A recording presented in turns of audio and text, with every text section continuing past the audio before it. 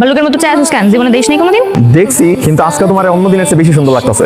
এই তোর এটা কইছি আমার দিকে বদনজরে তাকাবি না, খবরদার কইতাছি। এমনি যদি আমার দিকে বদনজর দিস তো চাকরি কিন্তু খাইয়া দিম। তুমি এরকম মরিচের মতো থাকো কেন? মাঝে মধ্যে একটু মিষ্টি হলেও পারো। না, আমি মিষ্টি এক কথা কইতে পারি না। আমি যদি মিষ্টি এক কথা কই, তোর মতো মাসি আমার চারপাশে বনবন করবো। তুমি আমার মতো এমন ভালো বলার খুঁজে যাবে বাবু। তুই যতই ভালো ছেলে হোস কোনো লাভ নেই, কারণ তুই হলি আমার হেল্পার, আমি কন্ট্রাক্টর। আর ভাই পাগল লাগে এমনি মাথা বের করছেন কেন? মাথা দিবেন? ওর গাড়ি আসলে তো মাথা উড়াই দিব। সামনে মানে খারাপও। বেগুনগুলো কিন্তু ভালো আছে। দাম জিজ্ঞেস কর। ভাই কেজি কত? 120 টাকা। এই বেগুনের দাম 120 টাকা কেজি, এটা তোমার 50 টাকা করে কেজি দিলে আমি নিব না। দেখছেন ভাই, ভাবি কি কইলো? বাজারের যে অবস্থা, ভাই কি এই সম্পর্কে জানে? কি রে তুই হাসিস কেন? হ্যাঁ ভাবি কিনা? হ্যাঁ কে বউ, কার বউ, কিসের বউ? আমি কি কইছি যে আমরা স্বামী স্ত্রী?